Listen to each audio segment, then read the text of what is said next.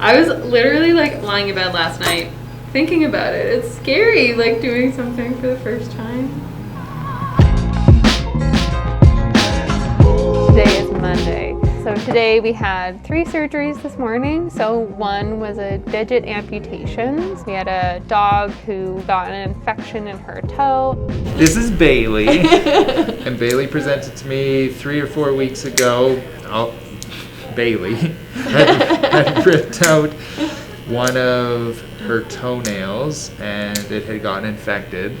So I had done an examination and also did an x-ray because it was quite swollen and there was a bone infection. I have x-rays that I can show you as well.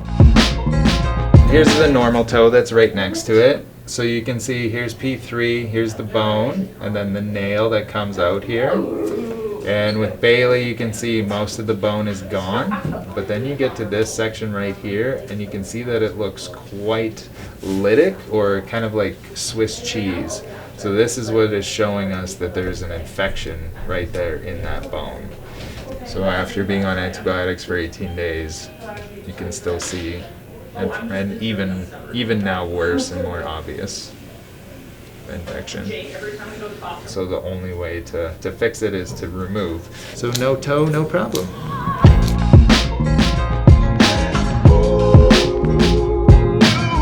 I'm just really scared, Carling, even though I know what to do. I'm just like stressed out. That's fair. Also because it's Nina's friend, which doesn't make it any better. So I was gonna start here and then like cut like this. Where is can you feel the joint? Like how high up do you want to go is the question. It's right here. So try to make your Y shape a little bit lower than that when you split. Just so that because where are you going to disarticulate? There, at that spot? Here? Yeah. So just make sure that you have enough skin to be able to like cover pull it over. So go maybe like that. Yeah. Okay. And then blunt dissect backwards and then disarticulate. I could put on gloves and help you, but I feel like you're doing a great job. I could help you, or I could let you struggle.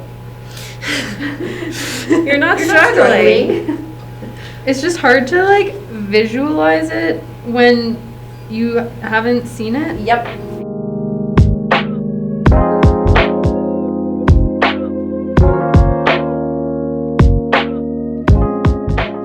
Like you're getting more and more. Yeah, every time. Okay. Here? Yep, right in there. A little bit. Here, do you can probably feel it so that you can control it a little bit better.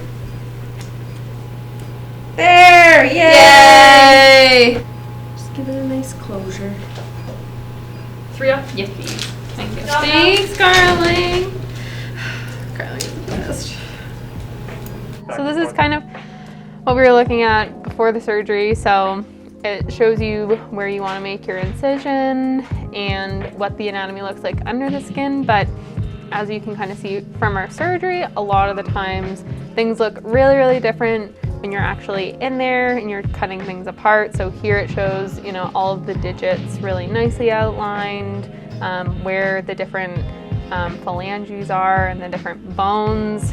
But when you get in there and you're trying to figure out where the blood vessels are, where the joint space is, a lot of the times it can be really confusing, even though things are laid out really nicely in the textbook. It's kind of cool being in like first year general practice and having so many like first times. Yes. A little fun, a little scary, mainly fun. But a little bit of a challenge, right? There it is. Look at that nice little joint back there. Look, it even looks pretty much like the textbook. Do you want to help with anything, Jody? I think I'm good. Okay, I'm gonna clean this up, get rid of the toe so it doesn't end up in laundry.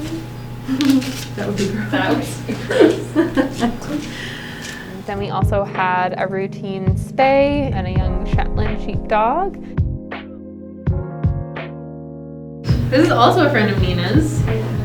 No pressure. Bringing all the money in. You know, I feel like one of the things that people might not know is just that like we don't get training for everything. Like my brother's fiance is in her medical residency right now to be an OBGYN, and has like a 5-year program ahead of her, you know, thinking about the amount of training that she gets with her residency, like is several years of training and so much guidance and supervision, and, you know, having just like the number of hours of supervised training that she has to do versus us. It's like, you know, I didn't do a C-section in vet school before I graduated, and just I think a lot of that is something that maybe people don't realize or think about when you get to your first job.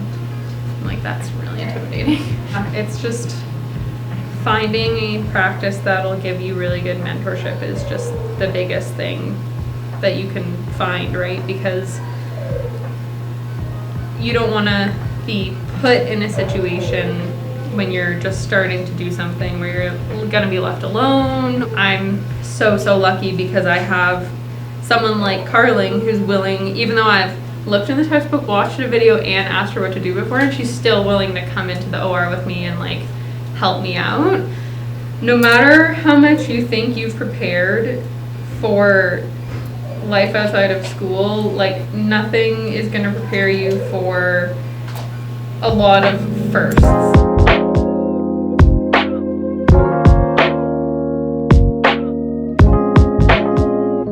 And then we also had a hernia repair, so just a little umbilical hernia that we fixed. This is a little weird because typically we will repair hernias when we do Spay surgery because they are in a very similar location and they're a congenital defect, so her body wall didn't close completely. It's very common that we see that. Looks like it's just fat sticking out. So this is all coming out of the hernia. We want to make sure there's nothing important coming out of there, so no intestines or anything like that. It's a hole that communicates with her abdominal cavity. So if it's just fat that comes out of the hernia, then really nothing. But in theory, like a piece of intestine could pop out of there. And if it got strangled or enough, you know, important stuff came out, then, you know, her intestine could get twisted and lose blood supply, which would be really, really bad. I'm just kind of dissecting around to make sure we can find both sides of the defect, put all the stuff back in, and then close it back up.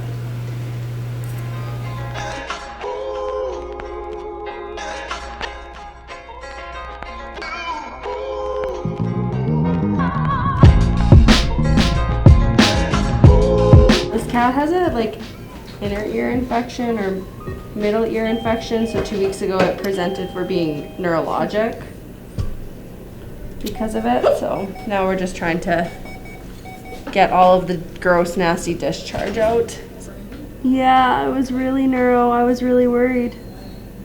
It's like the cat could have died from it. Yeah, pretty lucky that it's doing as well as it is. It's been on like pretty strong steroids and antibiotics and ear drops for the last 2 weeks, and then we're going to continue them for another 2 to 3 weeks. This is Ollie. He is a 10-week-old puppy, and he was just purchased by his owner yesterday, and he had a little bit of inflammation around his eyes, and then this morning they woke up and his eyes were swollen shut and just full of pus. So we took a look at him. He does have a fever. He also has an ear infection as well, and with the eyes we ruled out that there is any ulcers, so we put a stain on there.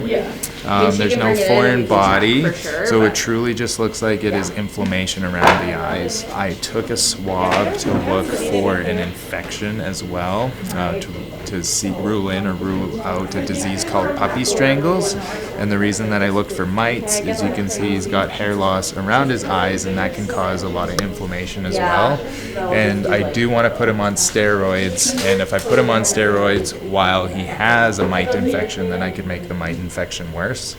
He does not have mites. So we'll start him on antibiotics and antibiotic eye drops, and then also steroids to decrease the inflammation, and ear meds for his yeasty ears, and then we'll wait for our swab to come back, and that'll also give us an indication if we pick the right antibiotics as well. If there's resistance to those antibiotics, then we can switch him over, and then we'll just keep monitoring him. But he is a sweet little pup and just has a really bad double eye infection.